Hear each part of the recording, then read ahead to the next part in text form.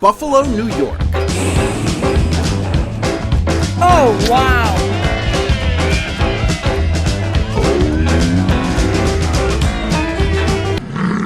Buffalo, buffalo, buffalo, buffalo, buffalo, buffalo, buffalo. That is a grammatically correct sentence. Look it up. Buffalo Wings, as the name suggests, were born in Buffalo, New York in 1964. It was my first time ever in Buffalo, and the city to me felt a little bit like the shell of something that was once great. There were so few people around, and I was staying right downtown in the theater district. It was almost a little bit eerie. I was getting ghost town vibes for sure. Because of that, I wasn't really expecting to be wowed by the wings in Buffalo. I thought, sure, they might have invented them way back then, but by now other cities must be doing them better. I was wrong. I for sure had the best wing of my life in Buffalo, New York. When I'm looking for a good wing, I'm looking at two main things. I want a good sauce. My personal preference for buffalo sauce is something on the creamier side, less vinegary, more creamy, and it needs to have some kick. The wing has to be crispy, but not too crispy. We want to hear a little bit of crunch on that first bite, but we definitely don't want it burnt, and the chicken definitely shouldn't be dry. I visited 5 of the best and most famous wing spots in all of Buffalo. Be sure to stay to the end to hear which wing was the best wing that I have ever had in my life, and don't forget to tell me where I missed or why I got it wrong down in the comments. We've stumbled across a buffalo in the wild.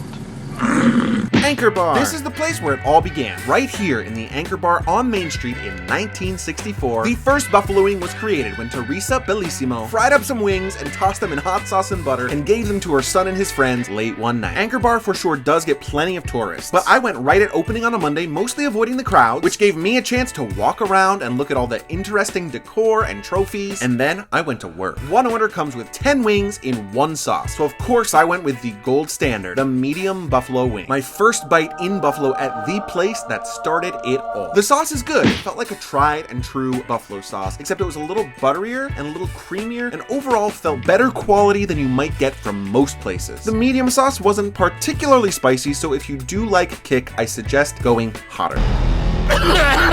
Good texture, the drums are pushing being just a little bit too crunchy, but the flats are perfect. I worried when I came in that with all the tourism that they get, the quality might not be able to meet the demand, but on the whole, I really liked it. The buffalo has found some wings.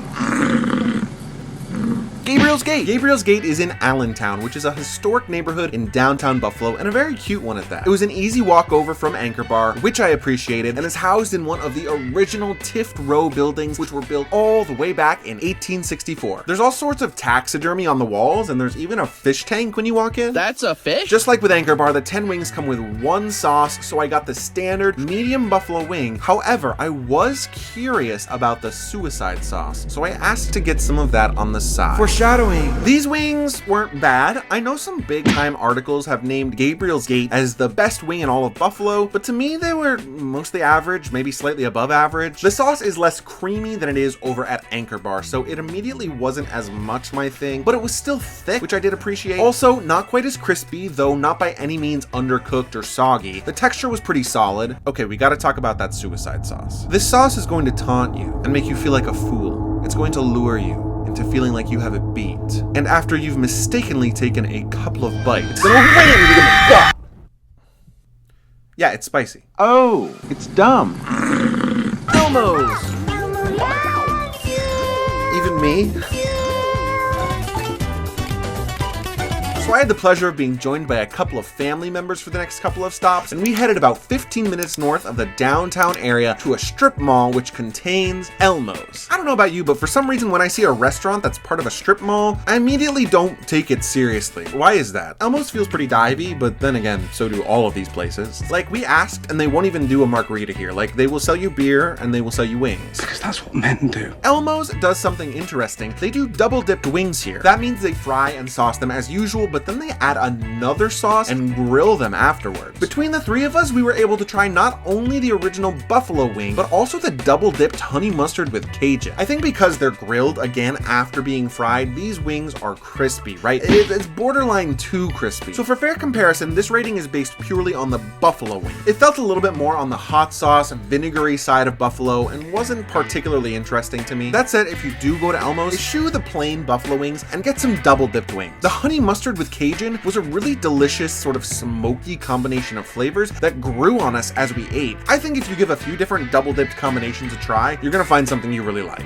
Oh my god. Duff. Even on a Monday night, we had about a 15-minute wait, so I was feeling pretty hopeful right off the bat. Duff's wants you to know something. Their sauces are hot. Like, their whole marketing is medium is hot, hot is very hot, very hot is very, very hot, etc., etc., etc. Okay, but like, let me counter that right off the bat. The medium didn't really feel all that hot. The medium felt like medium. There are only 5 wings in an order here instead of 10, which was great because it meant that between the 3 of us, we were able to try several different flavors. We got the regular medium along with mild barbecue and spicy barbecue. I couldn't really tell the difference between the barbecue and the spicy barbecue. I also got some death sauce on the side. It's not my time. It's not my time. It was spicy. It was that same super sneaky build that the suicide sauce had over at Gabriel's Gate. I think it was actually even hotter though. I didn't get my reaction on camera because it was pretty delayed, but I was like fully tearing up a few minutes later. On the whole, the buffalo wings weren't anything special here to me either. Pretty vinegary, I don't know. The barbecue wings were also not my favorite. The sauce they used was more of a tangy kind of sauce as opposed to a sweet sauce, which is what I prefer. Now that's too many to eat. You'll be sick. Best in the world! The next day I was back on my own and I had time to try one more wing. To try it, I'd have to go all the way down to South Buffalo. I didn't care. The best wing in Buffalo, and maybe in the world, is Doc Sullivan. Let me introduce you to the Smitty Wing at Doc Sullivan's in South Buffalo. The Smitty Wing is an oasis in a dry desert. The Smitty Wing is a sliver of sunlight on a rainy day. The Smitty Wing will forgive you of your student loan, guide you to your soulmate, and it will usher in world peace. Whoa, I'm dizzy. The Smitty Wing is different. Instead of using something like Frank's Red Hot Sauce, they instead use spices like cinnamon and nutmeg along with a heavier portion of butter to create their own unique signature recipe. Delicious in every way. I have never had anything that tastes quite like this. Really good. On top of all of that, the service was amazing. They normally provide just one sauce per 10 wings, but I was told because it was a slow Tuesday afternoon that I could get 2. That meant that I also got to try their 40 sauce, which is kind of like a tangy honey mustard. Perfect texture. These were crispy wings without being too crispy or dry in any way. Even somehow the blue cheese on the side was a standout. Doc Sullivan's Smitty Wing is the winner by miles and miles. It is the best wing that I've ever had anywhere in the world. If you can't leave the downtown area and aren't bothered by tourists, the Anchor Bar is a great traditional option. You'll get the famous original wing in a historic space, and it's good to boot, so you'll have a really fantastic wing experience in Buffalo, even if you can't make it down to Doc Sullivan. Where did I miss? Where do I need to go to immediately? Do you have beef with Doc Sullivan? How do you feel about Anchor Bar? How are the Buffalo Bills going to do this season? What sauce is your go-to? Have you ever gotten drunk at the Anchor Bar? I want to hear all your thoughts and opinions down in the comments below. If you are still here, it would mean the world to me if you could hit like and tap subscribe so that these videos can reach a larger audience. Thank you so much for watching. My name is Josh. Now let's get lost.